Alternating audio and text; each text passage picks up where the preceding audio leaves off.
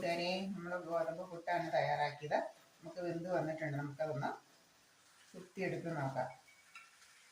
നല്ല സോഫ്റ്റ് പുട്ടും കൂടെ റെഡിയായി കിട്ടി.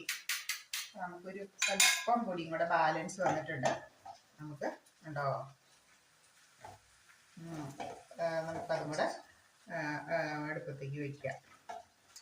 ഇതുപോലെ നനച്ചെടുക്കുമ്പോൾ ഇങ്ങനെ കട്ടയാവാതെ, അത് ഞാൻ പറഞ്ഞിട്ടുണ്ട്, തിരിഞ്ഞ് സ്വല്പം വെള്ളം ഒഴിക്കാവുള്ളൂ. വളരെ സ്വല്പം കയ്യിൽ ഇങ്ങനെ വെള്ളം പറ്റിച്ച് അതിൽ ഉപ്പുനീരും ജസ്റ്റ് ഒന്നിന് പെട്ടെന്ന് ഉപ്പ് ചേരും.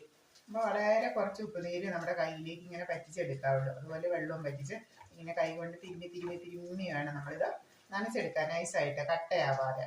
എല്ലാവരും പറയുന്ന ഒരു കംപ്ലൈൻ്റ് ആണ് പൊടി നനയ്ക്കുമ്പോൾ കട്ടയായി പോകുന്നത്. കട്ടയായി പോകാതിരിക്കാനുള്ള ഒരു മാർഗം എന്ന് പറയുന്നത് ഇങ്ങനെ വെള്ളം കുറേശ്ശെ മാത്രം കയ്യിൽ ഇങ്ങനെ ജസ്റ്റ് തളിച്ചെടുക്കുന്ന പോലെ എടുത്തിട്ട് തിരുമ്മി എടുക്കാന്നുള്ളതാണ്. പിന്നെ നമ്മൾ പൊടി നനച്ചിട്ട് ഒരു 5 മിനിറ്റോ 10 മിനിറ്റോ നമ്മൾ ഫ്രിഡ്ജിലേക്ക് നമ്മൾ വെക്കുകയാണെങ്കിൽ നന്നായിട്ട് ആ മാവ് പൊടിയൊന്ന് കുതിരും. ഫ്രിഡ്ജിൻ്റെ തണുപ്പ് കൊണ്ട് കുതിർന്നിട്ട് നല്ല മയത്തിൽ നമുക്ക് കിട്ടും.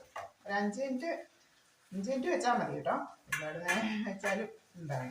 അപ്പോൾ നമുക്ക് ബാലൻസ് ഉള്ളതും കൂടെ നമുക്ക് അങ്ങോട്ട് പുട്ട് ആക്കിയെടുക്കാം.